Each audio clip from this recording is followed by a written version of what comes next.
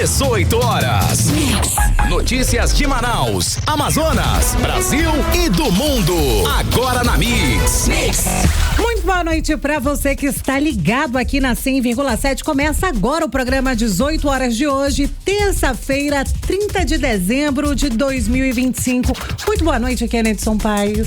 Muito boa noite, Nathalie. Boa noite a todos vocês que acompanham aqui a nossa programação do 18 horas na Rádio Mix Manaus. E para o nosso programa ficar ainda mais sensacional, só com a sua companhia, né, gente? Mandando aquela mensagem de texto, já dizendo como é que vai ser essa virada de ano, Nathalie, se já tem pudim na geladeira, mandando uma foto, um vídeo, como é que tá a volta para casa nesse exato momento, para o nosso WhatsApp, que é o 994887592, Nath. Exatamente, Kennedy. A gente já tá quase entrando ali nas últimas horas de 2025, né? Faltam ainda um pouco mais de 24 horas, mas a gente sabe, né, que muita gente já tá naquela correria. Hoje foi o último dia útil do ano, a gente pode dizer assim, e a gente quer saber como é que tá aí na sua região. O trânsito tá legal? Tem alguma ocorrência, alguma reclamação? Gosta do nosso programa? Interage com a gente através do 994887592 e não esquece, é claro, de seguir a gente nas redes sociais, né, Kennedy? É claro, Nathalie Moraes, você pode seguir a gente através do YouTube, que é o @18horasnews. Você também segue a gente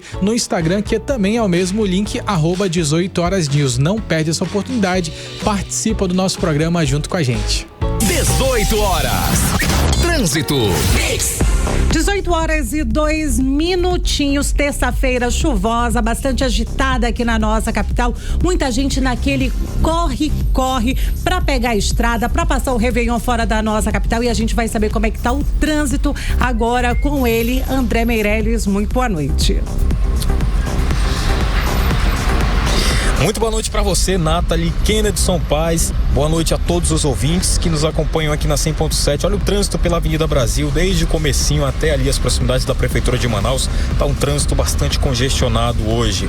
E também a gente está seguindo aqui pela Avenida Coronel Teixeira, no sentido Ponta Negra, onde acontece agora o Réveillon, né? Gospel daqui já começou. Então a gente está seguindo para lá para ver como é que tá o trânsito nas proximidades. Mas aqui pela Avenida Pedro Teixeira, bem do comecinho em diante, nesse sentido centro-bairro, o trânsito ele tá moderado, né? Trânsito que de vez em quando tem alguma lentidão, e é pela avenida, e também as informações pela Avenida São Jorge, ali também no sentido volta para casa, centro-bairro, o trânsito tá pesado por lá, trânsito bastante carregado nesse momento. Daqui a pouco a gente tem mais informações. Volto com vocês. 18 horas.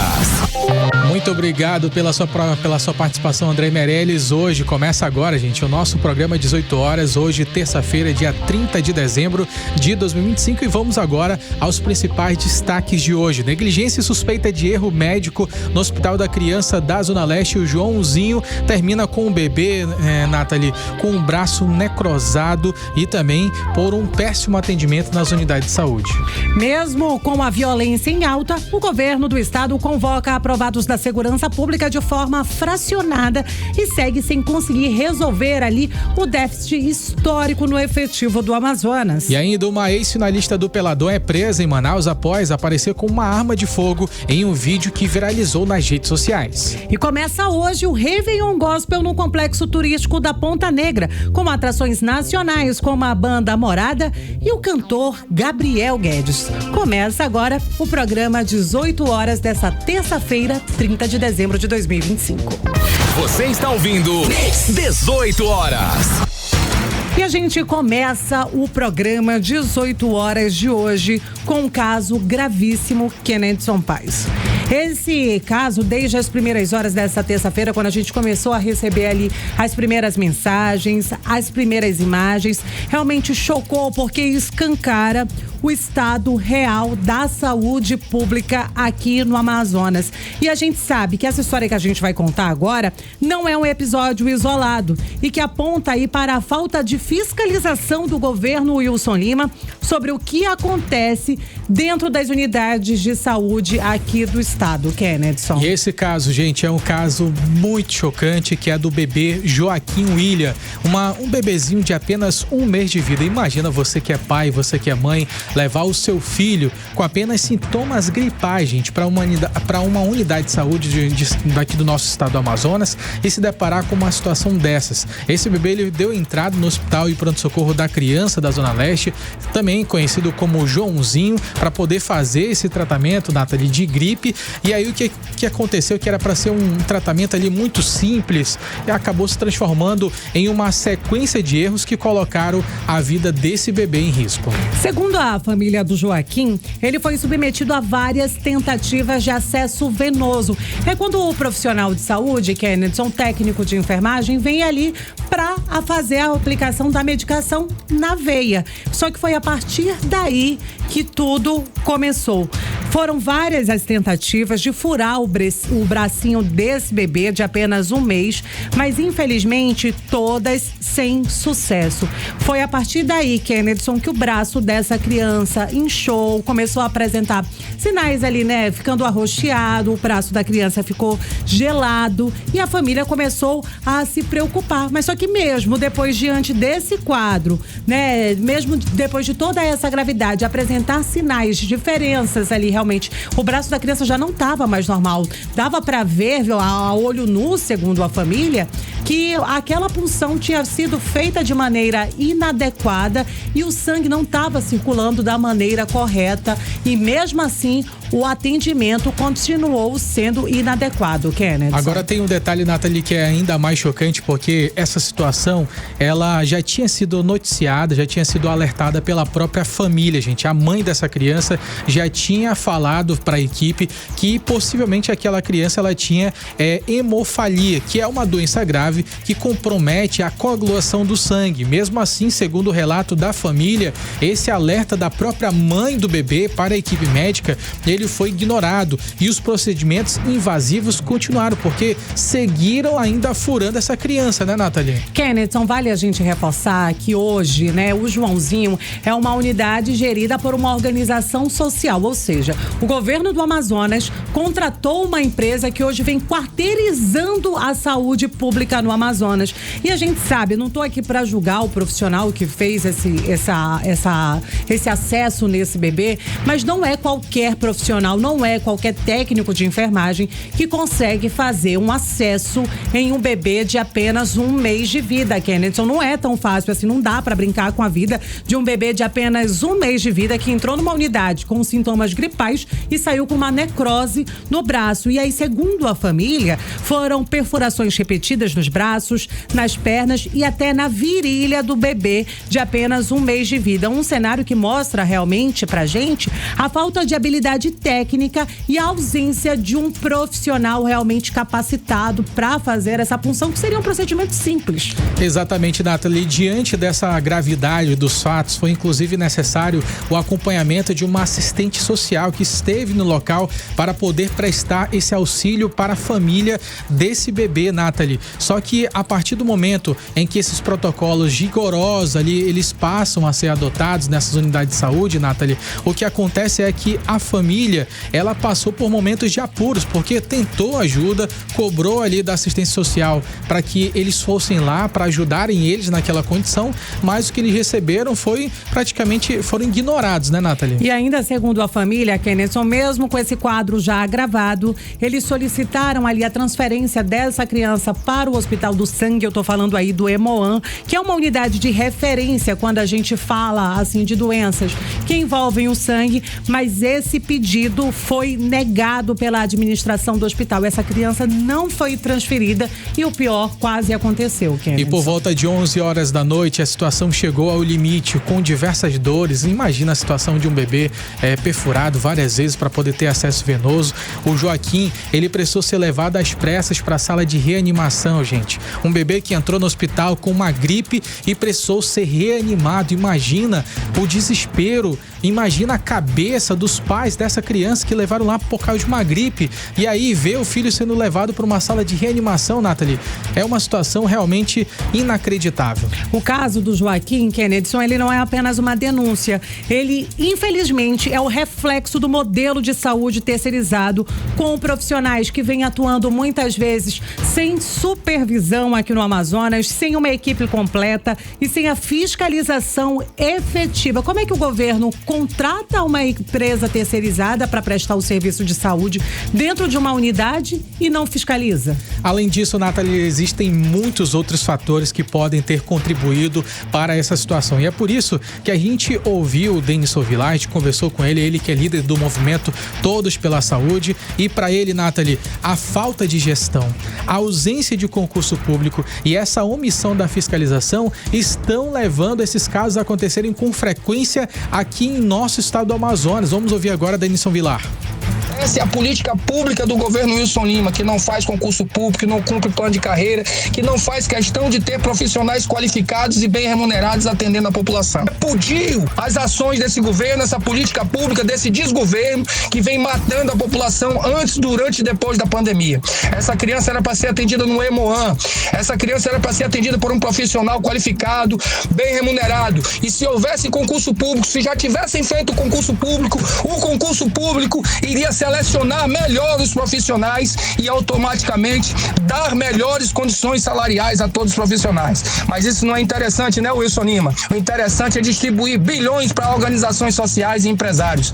Esse é o trabalho que se transforma. Agora tem mais uma criança sofrendo no governo Wilson Lima. Infelizmente, né, Kennedson, a gente ouviu aí a fala do Denison Vilar, ele que é líder do movimento Todos pela Saúde, e o caso do pequeno Joaquim não é um caso isolado, porque diariamente aqui no 18 horas a gente denuncia os casos de negligência da saúde. O que a gente vem vendo é um governo terceirizando, quarteirizando a saúde, contratando profissionais sem capacitação, com salários, né, fora ali da base de salários. São profissionais que não são capacitados muitas vezes tem gente ali atuando por um salário mínimo, sendo sobrecarregada dentro das unidades de saúde, e muita gente acaba pagando com a própria vida. Com certeza, Nathalie, mas a maior responsabilidade de tudo isso, Nathalie, é quem deixa as coisas acontecerem. Se o governo do estado do Amazonas não fiscaliza, se não existe uma fiscalização dessas organizações sociais, o que acontece é exatamente isso: terceirização, quarteirização. E aí muitos profissionais que ainda não têm todo um domínio da profissão, Nathalie, não tem um domínio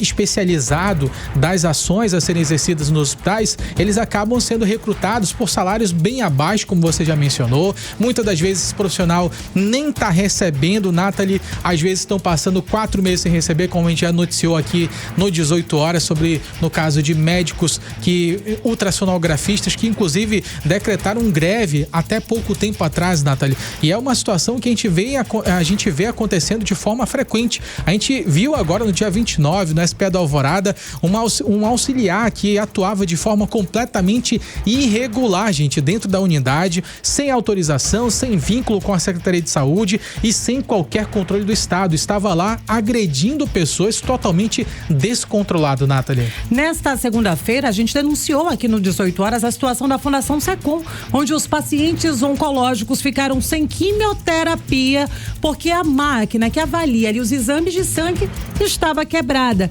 Gente, pessoas doentes com a saúde fragilizada ficaram ali aguardando em filas quilométricas um tratamento essencial para continuar viva, mas sem nenhuma resposta, Kennedy. Infelizmente, Nathalie, a gente tem acompanhado diversos casos duros que também são chocantes, porque no Hospital e Pronto-Socorro da Criança da Zona Oeste de Manaus, uma bebê de apenas 2 meses, Nathalie, morreu. A mãe denunciou a falta de médico, pedido de socorros que foram ignorados na unidade de saúde e também a falta de transparência que só aconteceu, Nathalie, só aconteceu uma transferência, só depois que o quadro ele já estava praticamente irreversível, Nathalie. Infelizmente, a bebê acabou perdendo a vida. No complexo hospitalar da Zona Sul, eu tô falando aí do Instituto da Mulher Dona Lindum, uma maternidade que já foi referência.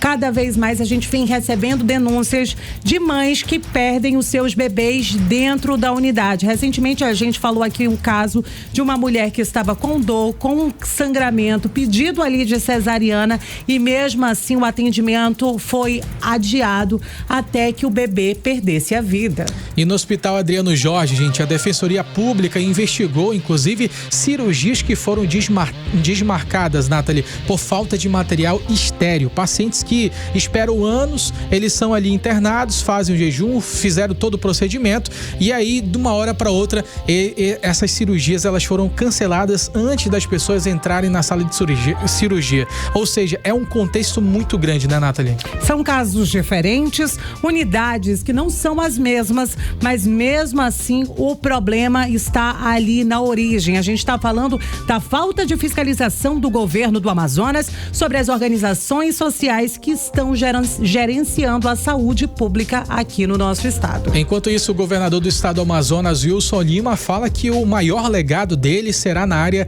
da saúde. No entanto, como a gente acabou de ouvir, a gente apenas resumiu, né, Nathalie, esses últimos acontecimentos e esse contexto da saúde pública do estado do Amazonas já coloca em prática, Nathalie, que a situação não é muito bem assim como tenta vender a questão, não tenta vender o governador Wilson Lima. A gente viu esse caso do bebê Joaquim, infelizmente é um alerta, né, Nathalie?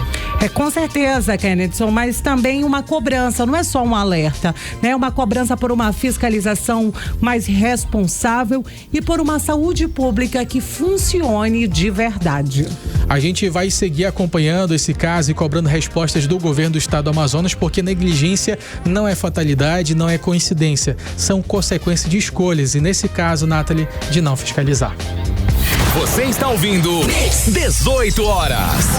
E a gente segue por aqui falando um pouco de saúde, Nathalie, porque tem um alerta importante nessa área da saúde. Os casos de vírus respiratórios aumentaram 11% aqui no Amazonas. E nesse balanço, um dado chama a atenção. O rinovírus foi o vírus mais identificado na população amazonense. Já o coronavírus, que causa a Covid-19, foi o que mais matou aqui no Amazonas em 2025. A gente não se livrou, viu, Kennedy? Pois é, Nathalie. Infelizmente, esses números estão no último balanço do ano e no informe epidemiológico de vírus respiratórios divulgado pela Fundação de Vigilância e Saúde daqui do estado do Amazonas. E agora a gente vai aos detalhes com a repórter Odinê Araújo.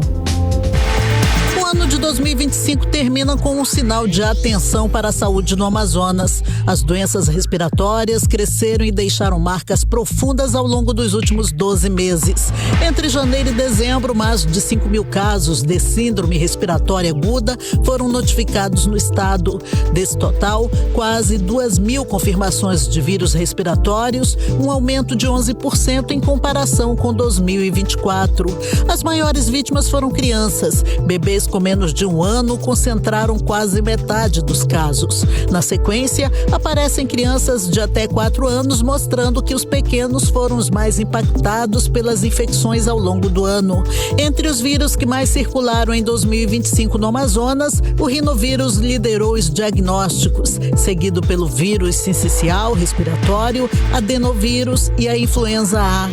E o dado mais duro desse balanço é que 75 pessoas morreram no Amazonas por complicações causadas por vírus respiratórios. E a Covid-19 foi a principal causa das mortes nesse ano, seguido pela influenza A, que é a gripe. Para fechar o ano com prevenção, a Fundação de Vigilância em Saúde reforça cuidados simples, conforme a gerente de Vigilância Epidemiológica da FVS, Lilian Furtado. A FVS-RCP reforça a importância das medidas de prevenção, como higienização frequente das mãos, a etiqueta respiratória e o uso de máscaras por pessoas com sintomas, profissionais de saúde e grupos mais vulneráveis. A vacinação contra a Covid-19 e influenza, ela continua disponível em todo o estado e é essencial para prevenir casos graves. Gestantes também devem procurar uma unidade de saúde para vacina contra o vírus sincicial respiratório, indicado a partir da 28ª semana de gestação. Então, um recado claro que 2025 deixa para nós. Cuidar da saúde respiratória também deve ser nossa prioridade. Odinê Araújo para o 18 horas. Você está ouvindo 18 horas. Nathalie, e a partir de janeiro de 2026, o salário mínimo no Brasil passa a ser R$ 1.621, Nathalie. O novo valor, Kennedson Paes, representa um reajuste de 6,8%. São cerca de R$ 100 a mais em relação ao piso atual. O aumento, inclusive, já foi oficializado pelo governo federal no Diário Oficial da União. A gente já até tinha falado disso por aqui no programa, Kennedson. Pois é, Nathalie, só que na prática o dinheiro ele continua curto e com o custo de vida bem alto, né? Como a gente pode ver nos supermercados, tá difícil de fazer aquelas compras grandes no carrinho, Nathalie. Especialmente aqui no estado do Amazonas, a gente tem o Diese, inclusive ele apontou que o salário ideal para uma família de 4 pessoas deveria passar dos R$7 mil, mais ali de 4 vezes, que é esse valor do salário mínimo, né, Nathalie? Então a pergunta que não quer calar: esse aumento dá para fechar a conta ali da realidade do trabalhador amazonense? Rapaz, quem traz esses detalhes aí sobre os impactos desse reajuste no dia a dia e também quem vive de salário mínimo é a repórter Vanessa Lima. Vanessa, muito boa noite para você. Esse aumento, ele consegue acompanhar os custos de vida da população amazonense? Vanessa, conta pra gente. Quando a gente olha para o novo salário mínimo de R$ 1.621, dá até aquela sensação de alegria de que tivemos um aumento, não é mesmo? Mas quando a gente coloca isso na vida real, especialmente aqui no Amazonas, a conversa muda de tom. Porque assim, apesar do reajuste trazer um aumento real acima da inflação, ele ainda está bem longe de acompanhar o custo de vida de verdade das pessoas. E no Amazonas, isso pesa ainda mais. Aqui, tudo chega mais caro. Alimentação, transporte, produtos básicos, o custo logístico é alto e isso cai direto no bolso da população. Para o supervisor técnico do Departamento Intersindical de Estatística e Estudos Socioeconômicos, Everton Costa, o custo de vida na região norte é bem alto. Falando de um custo de vida bastante elevado, não só no Amazonas, mas a gente pode contemplar a região norte, né? Cabe lembrar que a gente não tem o mesmo perfil de indústria, desenvolvimento, emprego que nós temos nas demais regiões brasileiras. Pela Constituição, o salário mínimo deveria ser suficiente para garantir o básico de uma vida digna. Mas, segundo os cálculos do próprio Diese, para uma família de 4 pessoas viver minimamente bem no Brasil, o ideal seria um salário mínimo 4,3 vezes maior que o valor que vai ter em 2026. O lado positivo é que esse reajuste movimenta a economia. São 62 milhões de brasileiros recebendo o salário mínimo e mais de 81 bilhões de reais fazendo a economia girar. Mas na prática, para quem vive no Amazonas, o desafio continua sendo fazer esse dinheiro render num cenário onde quase tudo custa mais caro. Volto com vocês. Você está ouvindo 18 horas. Política. Começando agora o Política, nesse quadro de política aqui no 18 horas. E Nathalie, o Supremo Tribunal Federal, o STF, ele derrubou trechos da lei daqui do estado do Amazonas que reservam vagas na UEA, né, Universidade do Estado do Amazonas, com base em critério regional. Qual que foi esse ponto central dessa decisão, Nathalie? E o que muda na prática para quem quer ingressar na universidade? Kennedson, né? Um assunto bastante sensível. Mais uma vez, boa noite para você e para todos que nos acompanham aqui no programa 18 horas. Isso porque foi unânime a decisão do Supremo Tribunal Federal que declarou inconstitucional a legislação que o Amazonas aplicava para as vagas, para a cota de vagas dentro da Universidade do Estado do Amazonas, com base exclusivamente ali para os nossos critérios regionais. Essa decisão foi tomada em julgamento na noite desta segunda-feira.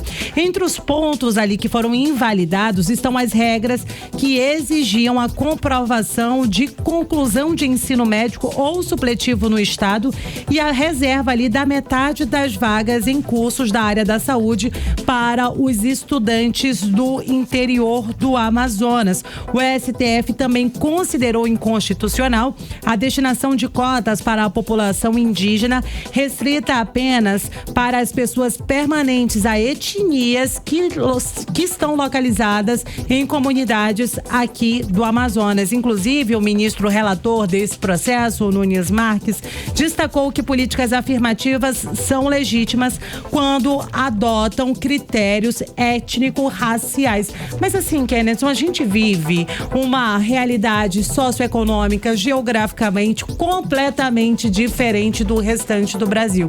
Não dá pra gente colocar uma pessoa, né, que estuda em uma comunidade afastada, por exemplo, lá na região da Cabeça do Cachorro, eu tô falando ali do município de São Gabriel da Cachoeira, para concorrer com um estudante aqui da nossa capital, uma pessoa que estudou, né, fez aí o 3º ano do ensino médio em uma escola particular, e aí não existe nenhum critério, né, quer dizer, não existe nenhuma diferença para a qualidade de ensino aplicada lá na região sul do Amazonas para a educação que é aplicada aqui na nossa capital. A gente sabe que existe essa diferença, é gritante, tanto que o Amazonas... O discurso, Nathalie, com certeza é muito de equilíbrio nessa visão global, porque as pessoas não fazem ideia de como é o estado do Amazonas.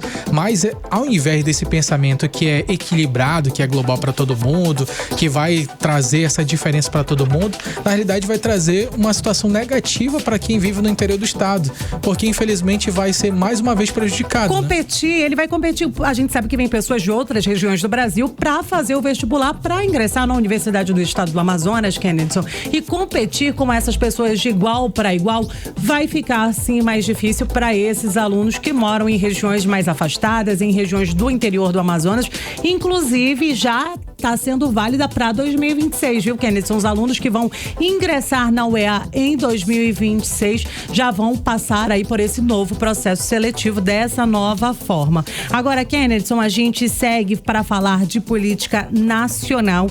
Isso porque o Procurador-Geral da República, eu tô falando aí do Paulo Gonet, que chefia o Ministério Público Federal, arquivou o pedido de impeachment do Moraes. Conta pra gente. Tem novidade daquele caso do Banco Master. Daniel Vorcaro foi até a Polícia Federal, conta todos os detalhes pra gente. Então, Nathalie Moraes, olha só, essa é uma situação complexa que a gente tem acompanhado ao longo desses últimos dias, e a situação do ministro Alexandre de Moraes, ela ganha esse novo capítulo a partir de uma decisão da Procuradoria-Geral da República, que temos ali como referência, está sob a responsabilidade, Nathalie, do Procurador-Geral Paulo Gonet, que decidiu arquivar os pedidos de investigação contra o ministro Alexandre de Moraes no caso do Banco Master, alegando a ausência de provas mínimas. Segundo a Procuradoria-Geral da República, as reportagens, elas não trouxeram elementos concretos que comprovassem o tráfico de influência ou ilicitude, e a relação contratual da esposa com o ministro do banco por si só não configura crime. Gente, basicamente o que o Paulo Gonet falou foi o seguinte, Ari Guedes, olha só a situação. Eu tenho a minha esposa, ela trabalha como jornalista, mas eu vou fechar um contrato com uma empresa que eu já é meu parceiro, meu amigo. E aí o que acontece, Nathalie? Minha mulher trabalha para ele, eu tenho ali a amizade com ele, o que eu vou fazer? Eu vou privilegiar ela, não é o mais lógico? Só que para a Procuradoria-Geral da República isso não faz diferença. Ou seja, o fato da esposa do ministro Alexandre de Moraes ter um contrato de 129 milhões com o Banco Master, que estava sendo investigado pelo Supremo Tribunal Federal, isso daí não tem menor, não se configura crime nas palavras de Paulo Gonet. E aí o que aconteceu? O foco ele migrou para o andamento das investigações, porque o caso ele deixou de ser uma cariação ali no STF e passou a ter aquela parte de sabatina lá na Polícia Federal.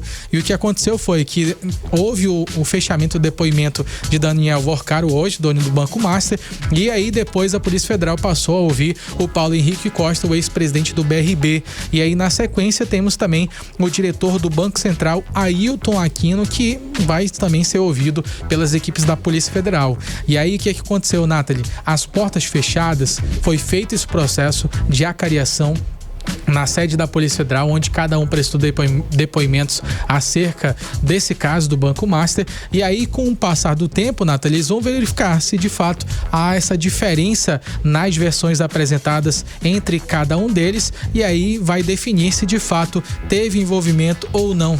Até o momento não há essa conclusão, Nathalie. A gente vai seguir acompanhando esse caso, Nathalie. A gente tem também aqui outros detalhes, Nathalie, a respeito sobre esse quadro de política. A gente tem, inclusive, falando sobre a Câmara Municipal de Manaus, acerca sobre a transparência, né, Nathalie, que mostra que os gastos com a cota para o exercício da atividade parlamentar, o chamado cotão, eles já passaram, inclusive, dos 3 milhões de reais para 2025. Como é que funciona esse processo de fiscalização, Nathalie? Então, Kennedson, a Câmara Municipal de Manaus tem um portal da transparência.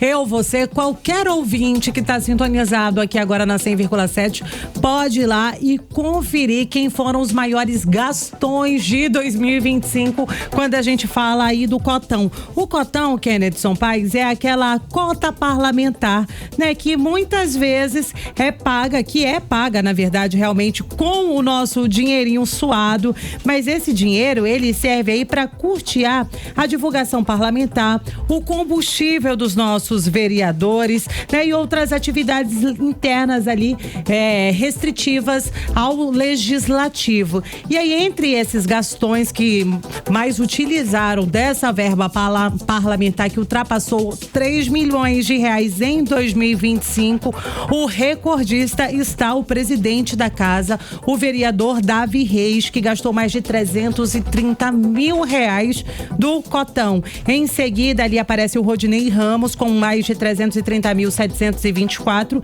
e o Diego Afonso com 330.720. O vereador Pai Amado também aparece em seguida e na quinta posição apareceu ali o vereador Mitoso. Entre os mais gastões aparecem ainda Eduardo Assis, Rosivaldo Cordovil, Iomar Alins, Elan Alencar. Somados, aí se a gente for pegar ali de 300 em 300, eles gastaram mais de 3,3 milhões de reais em recursos públicos utilizados só agora em 2025. Como eu estava explicando, né, o cotão, Kennedy, ele serve ali para usar despesas relacionadas ao mandato, né, como a divulgação, aquele combustível, né, muitas vezes aquele panfleto de divulgação, até mesmo aquela gravatinha mais bonita para aparecer ali no plenário.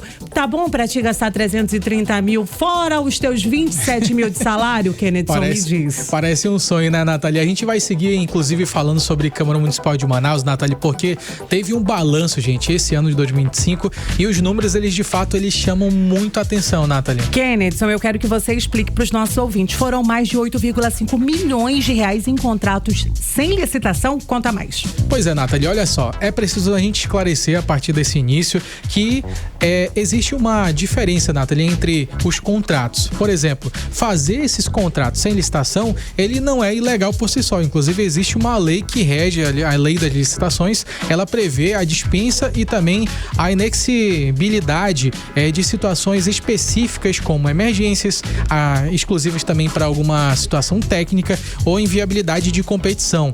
O que acontece? O debate sobre esse valor, ele começa a partir do ponto em que essas contratações, elas passam a ser frequentes. Ou seja, dá para fazer a licitação, dá para fazer uma contratação sem licitação. No entanto, essa frequência com vários contratos sendo feitos sem esse processo de licitação acaba começando a levantar diversas suspeitas. Em 2025, por exemplo, a Câmara Municipal de Manaus, sob a presidência do vereador Davi Reis, que ainda há pouco a gente falou sobre o cotão, que lidera o cotão, na gestão dele, a Câmara, ela acumulou o valor de 8,5 milhões de reais em contratos firmados sem licitação.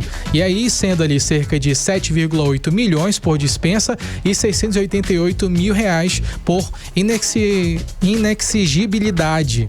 E aí, de acordo com esse portal da transparência.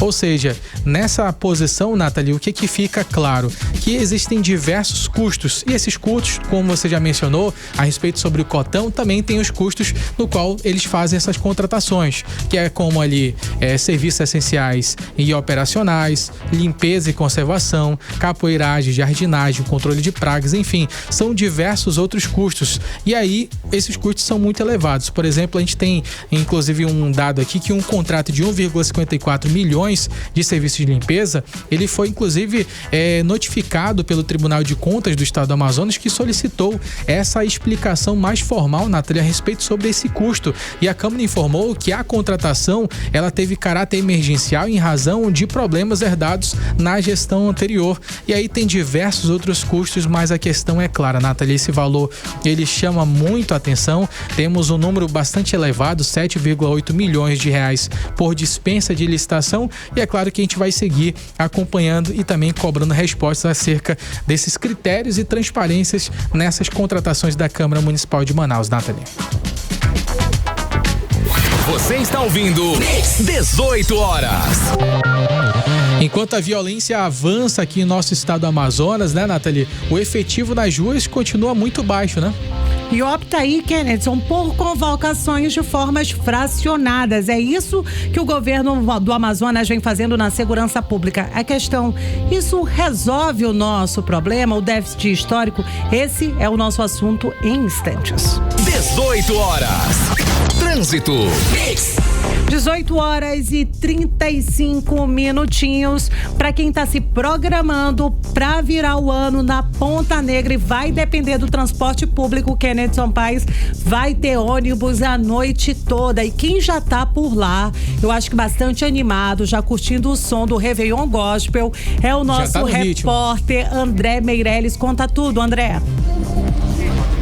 Boa noite para vocês aí no estúdio. Olha, tá agitado aqui, animado, porque hoje é o Réveillon Gospel aqui na praia da Ponta Negra. Ainda dá tempo de você que curte aí o gospel, você que aprecia também, e se dirigir para cá, porque aqui tem todo um esquema, né, de trânsito aqui no local. Nesse momento tá tocando aí a programação 18 horas, né, agora, nesse momento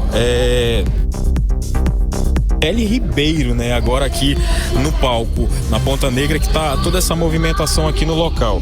E a gente também tem o Réveillon Gospel de amanhã, né? Dia 31, a virada do ano.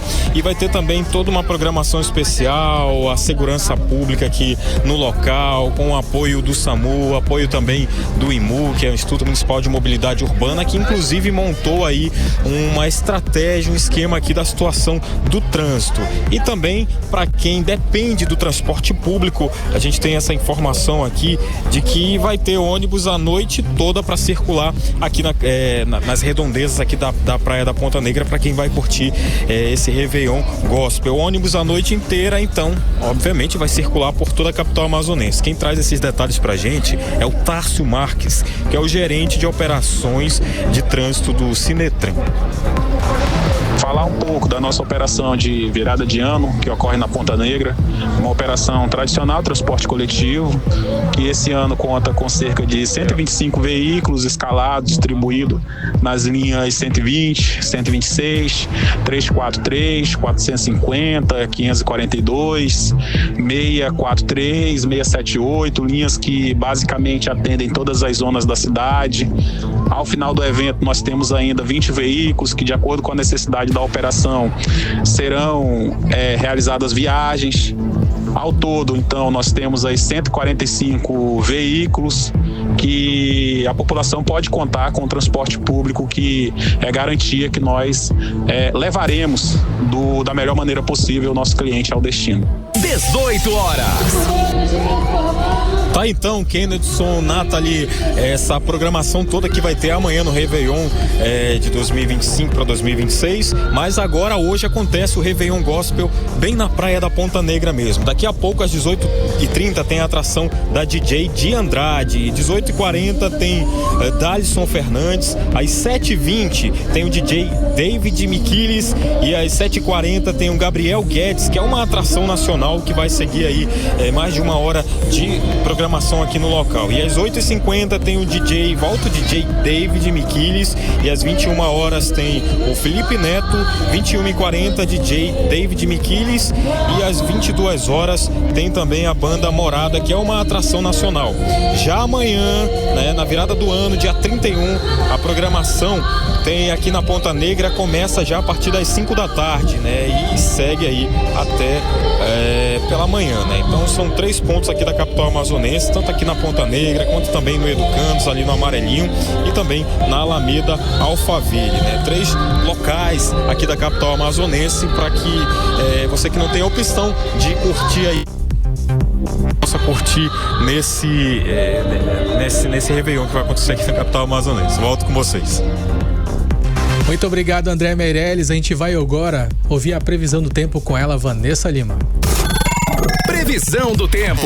Boa noite a todos que acompanham a previsão do tempo aqui com a gente no 18 horas, terça-feira, com aquele céu mais fechado, bem carregado e pancadas de chuva por toda a cidade. A previsão para a noite indica céu ainda nublado, com aquele clima de que pode chover a qualquer momento. Uma chuva leve, rápida, mas sem previsão de temporal. E agora vamos falar sobre o clima de amanhã, 31 de dezembro, quarta-feira. Segundo o Clima Tempo, a quarta começa com aquele calor clássico, nada extremo, mas conforme o dia vai avançando, a previsão aponta chuvas leves e pontuais que podem cair durante toda a quarta-feira. À noite, o céu continua parcialmente nublado e a chance de chuva diminui bastante. A temperatura nessa quarta varia entre mínima de 23 e máxima de 31 graus e a umidade relativa do ar fica em torno de 69 a 100%. Mix. A gente muda um pouquinho de assunto agora, a gente vai falar de segurança, Kennedy Sampaio, porque o governo do Amazonas anunciou hoje a convocação de aprovados no concurso da segurança pública. Em sua maioria dos convocados hoje estão alunos ali do cadastro de reserva. Candidatos estão denunciando essas chamadas que, segundo eles, Kennedson, vêm sendo feitas de forma fracionada, escalonada e ao longo dos últimos anos não resolve a deficiência que a gente tem, não resolve a questão da insegurança nas ruas aqui da nossa capital. O efetivo policial no Amazonas, infelizmente, continua muito baixo. Com certeza, Nathalie, esse debate ele acontece em um momento muito crítico aqui no estado do Amazonas, porque os dados do Anuário Brasileiro de Segurança Pública de 2025, eles mostram que os casos de feminicídio, eles aumentaram 26% no estado do Amazonas entre os períodos de 2023 e 2024, colocando o estado entre os mais afetados pela violência contra a mulher no país. O anuário também mostrou pra gente, Kennedson, que o Amazonas voltou a figurar entre os líderes nacionais da violência. No ano passado, o Amazonas registrou a 4ª maior taxa de mortes violentas intencionais do Brasil. Foram mais de 45,7 casos por 100 mil habitantes, bem acima da média nacional.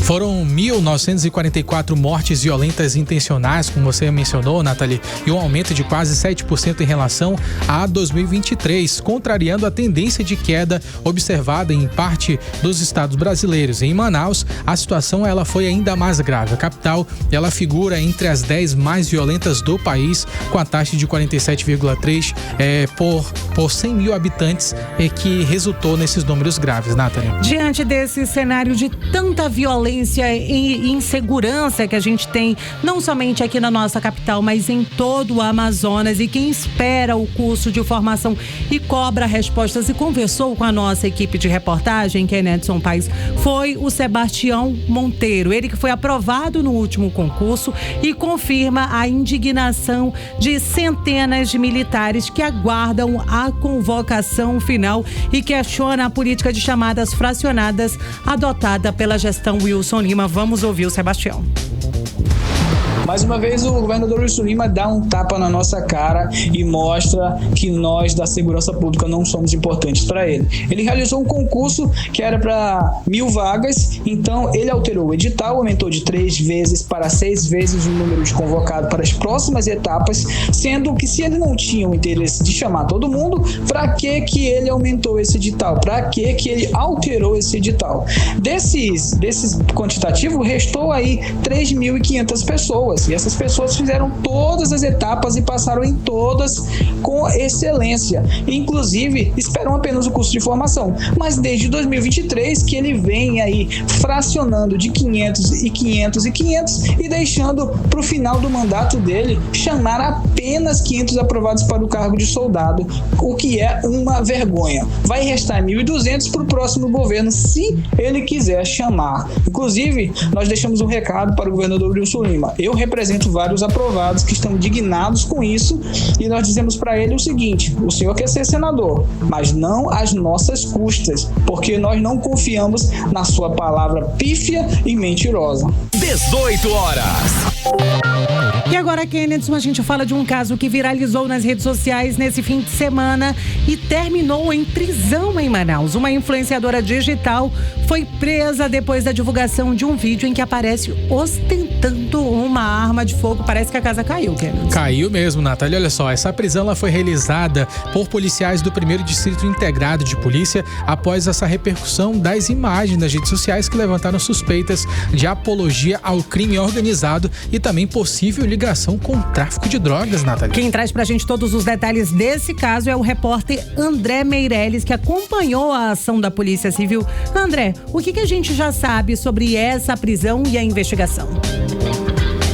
Boa noite, Kennedson, Nathalie, a todos os ouvintes. Olha, segundo a polícia, as imagens configuram apologia ao crime, porte ilegal de arma de fogo e associação criminosa. Essa prisão, ela foi realizada pelos policiais aqui do 1º DIP, que é o Distrito Integrado de Polícia, e o 18 horas ainda não conseguiu localizar a defesa dos envolvidos até a última atualização desta reportagem. Segundo aí as informações da Polícia Civil, as investigações começaram no dia 28 de dezembro, depois da divulgação das imagens nas redes sociais, nesse vídeo aí onde mostra a Bárbara Kelly, que aparece aí ao lado de Carla Priscila do Nascimento, que está foragida, ambos aí exibindo armas de fogo. Então, durante a apuração, a polícia identificou que as armas mostradas no vídeo pertencem ao Jefferson Juan Barros de Lima, que ele é apontado como uma das lideranças do tráfico de drogas no entorno do bairro Compensa, na zona oeste aqui da capital amazonense. Como explica o delegado titular do 1º DIP, Cícero Túlio. Então as equipes intensificaram as diligências e conseguiram constatar que aquelas armas de fogo seriam do companheiro da Carla Cristina, identificado como Jefferson Juan. Ele que já possui um vasto histórico criminoso, inclusive já foi preso outras vezes e responde a diversos processos criminais. Com razão desse histórico dele e da constatação que foi feita em face das imagens que circularam, a gente representou pela prisão temporária de todos eles, o que foi deferido pelo plantão judiciário, e no final da manhã de hoje conseguimos êxito em localizar a Bárbara Santos e dar cumprimento a essa primeira ordem de prisão temporária, né? A prisão de Bárbara aconteceu ali na Avenida Marques Teixeira, no bairro Cidade Nova, na zona norte da capital amazonense, em cumprimento a um mandado de prisão temporária. Agora, ela deve responder pelos crimes de associação para o tráfico de drogas, associação criminosa, porte ilegal de arma de fogo e apologia ao crime. Então, depois de todos os procedimentos cabíveis, ela vai ser encaminhada para audiência de custódia e vai ficar à disposição da Justiça. Volto com vocês. Você está ouvindo 18 horas. Muito obrigada pelas informações, André Meirelles. Kennedy, então deixa eu te fazer uma pergunta. São 18 horas e 47 minutos. A gente já está nos 45 do segundo tempo de 2025. Você ainda tem um dinheirinho na conta? Ih, rapaz. Eu não quero te prestar dinheiro, difícil, não. Eu não quero nem de ti, nem do Ari Guedes, porque o Ari Guedes eu tenho certeza que tá com o bolso cheio. Mas a gente sabe, Kennedy, a verdade é que as festas de fim de ano, elas pesam no nosso bolso. E quem depende do transporte por aplicativo aqui em Manaus nos últimos dias já sentiu essa diferença. Com certeza, Nathalie. Olha só, gente, eu pego um transporte por aplicativo e já percebi que tá muito caro. E aí, inclusive, até algumas corridas próximas, Nathalie, já tem dado um valor bem diferenciado, gente. E um levantamento, ele apontou que nessa época do ano, inclusive, a gente tem aqueles sobrepreços nas corridas que sobe uma média de 4,51 pontos percentuais, Nathalie. Ou seja, a gente tem esses usuários que já têm mencionado que esse valor das corridas praticamente dobrou nesse período ou até triplicou. Esses dados, Kennedy, foram fornecidos aí pela pesquisa feita pela empresa Gadium. E esse pedido foi feito ali pela Tecnoblog, uma empresa que avalia essas plataformas, né, esse transporte por aplicativo, e indicam realmente que esse movimento de aumento, de elevação ali nas tarifas por cada corrida vem aumentando ao longo desse mês de dezembro. E pra gente entender porquê dessa alta, né, Nathalie, por que acontece nesse período e como isso afeta o dia a dia dos amazonenses, a gente vai ouvir agora uma matéria completa com o Rodrigo Soares. As festas de fim de ano voltam a impactar o preço das corridas por aplicativo em Manaus. E o levantamento da empresa de tecnologia Gaudium mostra que em dezembro todos os indicadores sobem, com mais demanda de passageiros e corridas mais caras. De acordo com a pesquisa, no fim do ano passado houve um aumento de 15,4% no número de corridas. O ticket médio subiu 4,51% e o gasto mensal do passageiro cresceu 6,65%, e o valor por quilômetro e por minuto também teve alta. No total, a Gaudium registrou 23 milhões de corridas no período analisado. A empresa fornece tecnologia para aplicativos regionais de transporte e delivery. Já as gigantes Uber e 99 não detalham os dados de preços e gastos. As empresas informam apenas que nessa época do ano o preço dinâmico serve para atrair mais motoristas para atender a demanda. Segundo a Gaudium, não existe uma regra fixa sobre a divisão do valor da corrida entre a plataforma e o motorista. Com isso, o aumento no preço nem sempre significa mais ganho para quem dirige. Quem confirma isso é Alexandre Matias, presidente da Associação dos Motoristas de Aplicativos de Manaus, que orienta o passageiro a tentar o diálogo.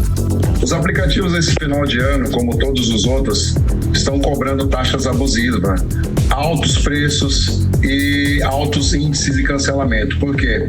O motorista está recebendo a requisição de viagem e está vindo um valor até 50% a menos do que o passageiro está pagando. Então, devido à demanda, à alta demanda, os motoristas estão cancelando as viagens. Pela falta de fiscalização dos próprios aplicativos do poder público, está acontecendo isso todos os anos.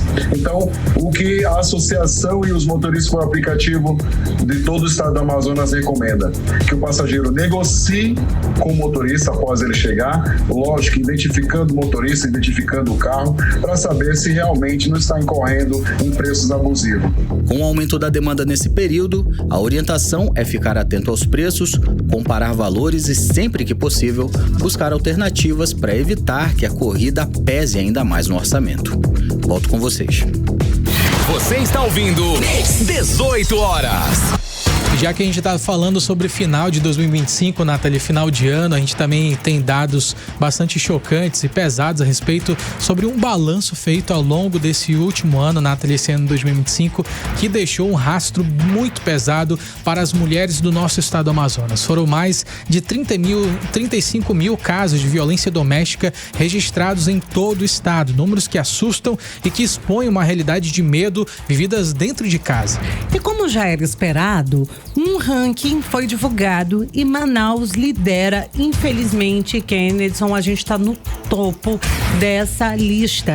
A nossa capital foi a cidade mais perigosa para nós mulheres no ano de 2025. Na sequência, aparece uma outra cidade, também aqui do Amazonas, eu estou falando do município de Japurá. Os dados mostram uma violência que, infelizmente, não tem CEP, não tem endereço, Kennedy. Mas existem dados, Nathalie, que mostram onde essa violência ela foi mais elevada e que esses números eles mostram a respeito sobre a proteção das mulheres no nosso estado falhou ao longo desses últimos anos. Quem traz os detalhes a respeito sobre esse caso é a repórter Odineia Araújo. Odineia, onde esses casos eles mais se concentraram e esses dados, o que eles dizem sobre as políticas públicas de enfrentamento à violência contra a mulher? Bom, a violência contra as mulheres esteve presente em todo o Amazonas, revelando que o ano de 2025 termina com um retrato duro de insegurança para elas aqui no estado. Como vocês disseram, foram mais de 35 mil casos de violência doméstica, um número que não é só estatística, é dor acumulada dia após dia. Manaus lidera esse ranking vergonhoso com mais de 22 mil casos, ou seja, mais de 60% 60% de todos os casos aqui registrados no estado. Em alguns meses, a média passou de 2.000 episódios, com picos no meio do ano, mostrando que a violência não tira férias. Mas o interior também grita por socorro. Japurá, por exemplo, aparece entre os municípios mais violentos para as mulheres, com mais de 1.600 ocorrências. Logo depois vem Itacoatiara, Manacapuru, Tefé, Juruá e Coari, todos com números alarmantes. São cidades onde faltam delegacias especializadas, políticas permanentes e apoio real às vítimas. Até municípios menores como Humaitá, Iranduba, Barreirinha, Benjamin Constant e São Gabriel da Cachoeira encerram o ano com centenas de registros, provando que a violência contra a mulher alcança todas as regiões do estado, desde a capital até as áreas mais isoladas. É verdade que houve redução em relação a 2024, mas comemorar queda de números sem enfrentar as causas é pouco, de acordo com a delegada Débora Mafra. Temos que trabalhar com outra frente, como já tem sido trabalhado, que é falar em escolas, fazer palestras, para que toda a sociedade viva um mundo sem violência, ensinando não a violência à mulher. Então, portanto, esses dados são positivos, apesar de ser grandes, porque nós temos que valorizar as mulheres que denunciaram, sendo exemplo para outras que vão denunciar também. A Operação Chamar contra a violência feminina prendeu quase 300 agressores em 2025 e a delegacia virtual ampliou o acesso a denúncias. Ainda assim, 2025 deixa claro, enquanto a proteção não chegar antes da agressão, o Amazonas continuará contando feridas em vez de salvar vidas, né? Infelizmente. Volto com vocês. Você está ouvindo 18 horas. 18 horas e 55 minutinhos. Kennedson Paes, ainda dá tempo, será, de fazer aquela confraternização? Afinal de contas, a gente está numa época onde acontecem muitos encontros, celebrações, festa das cores, amigo oculto, mas é um período que também acende a luz vermelha pra gente quando a gente fala de saúde. Isso porque, Kennedson, uma associação internacional de coração mostrou que nesse período do ano os problemas relacionados à cardiopatia aumentam em até 15%. Só que, Nathalie, esse alerta ele não é só para quem tem problema de coração, serve para todo mundo, gente, porque nessa época do ano, Nathalie, é fácil ter ali aquela mesa farta, muita comida, muita bebida, e aí a galera acaba metendo o pé na jaca, Nathalie, e isso pode realmente resultar em problemas reais do coração. Inclusive, a repórter Vanessa Araújo, ela traz pra gente detalhes a respeito sobre quais que são esses principais sinais de alerta para a população e como é que pode fazer para se proteger durante essas festas de fim de ano. Vamos ouvir agora a Vanessa Lima. Gente, fim de ano é sempre aquele turbilhão animado. Alegria, correria, comida boa e, claro, um monte de exageros que o nosso corpo sente na hora. E segundo o cardiologista Cota Júnior, o grande vilão desse período para o coração não é mistério nenhum. É justamente esse combo explosivo de comer além da conta e dormir de menos, que é praticamente a marca registrada das festas. No final do ano a gente começa a comer comida das mais variadas e são comidas saborosas. Comida saborosa normalmente coloca o quê? Coloca sal, começa a colocar muito condimento e aí isso aumenta também a pressão. E se aumenta a pressão, aumenta o risco cardiovascular. Começa a comer coisas mais gordas, então vai aumentar o colesterol. Dorme menos. Hoje, cada vez mais, a Sociedade Brasileira de Cardiologia está dando valor para a qualidade e a quantidade do sono. E óbvio que a gente não pode deixar de falar do abuso da bebida alcoólica. E aí entra a parte importante, saber quais sinais o corpo dá quando algo não vai bem e como a gente pode se proteger sem deixar de curtir. Os principais sinais de alerta que merecem atenção são aqueles clássicos, mas que muita gente insiste em ignorar. Dor no peito, que aperta ou adormece o braço, falta de ar do nada, tontura, palpitações fortes, suor frio, náuseas e aquela sensação estranha de que tem algo errado. Mas calma, também não é para entrar em pânico nem cancelar as festas. O cardiologista aconselha a evitar os excessos, pegar leve na bebida e na comida e se cuidar com consciência. uma noite de Natal, uma noite no final de ano. O nosso corpo, ele aguenta o tranco, né, de uma noite. Tudo bem, o problema, como eu falo, não é aquilo que a gente faz entre o Natal e o Ano Novo, é o que a gente faz entre o Ano Novo e o Natal.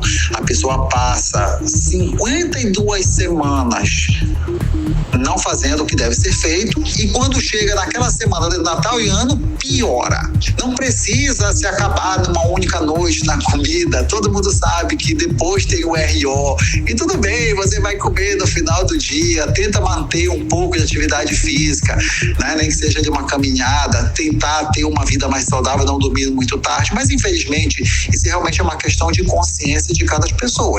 Mas o importante dessa reportagem é alertar você o risco que é aumentado, e agora você já sabe que seu risco é aumentado durante esse período, você vai tomar os cuidados.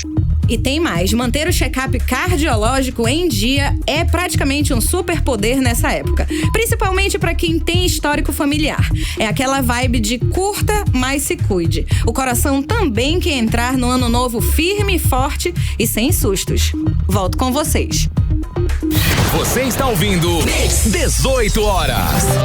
18 horas e 59 minutinhos, vamos direto para o editorial. Editorial 18 horas. Nos próximos dias, com as festas de fim de ano, as polícias vão reforçar as operações de tolerância zero à mistura de álcool e direção. A fiscalização vai acontecer nas ruas de Manaus e nas rodovias federais, com o objetivo de garantir a segurança de motoristas, passageiros e pedestres. Dirigir alcoolizado gera multa de R$ 2.934,70 e a suspensão da CNH por 12 meses. Mas o principal objetivo é reduzir, se possível zerar, o número de mortes no trânsito. Os próprios motoristas podem evitar o sofrimento de suas famílias e também de outras famílias. Os acidentes mais graves podem ser evitados, basta agir com responsabilidade, alcoolizado ou não. Se ajudar a refletir, vale lembrar que este ano os acidentes já mataram mais de 200 pessoas no trânsito de Manaus e que no Brasil inteiro, cerca de 3.500 acidentes de trânsito envolveram motoristas que assumiram o volante após a ingestão de bebida alcoólica. Então, que todos tenham consciência e que as ruas e estradas tenham paz, não apenas neste fim de ano, mas ao longo de 2026 e dos próximos anos. 18 horas. O 18 horas fica por aqui. Nathalie Moraes, muito boa noite pra você. Gente, não esqueça de seguir a gente através das redes sociais do @18horasnews. Boa noite, Nathalie. Muito boa noite e até amanhã. Você ouviu 18 horas. As notícias do Brasil e do mundo. De volta amanhã.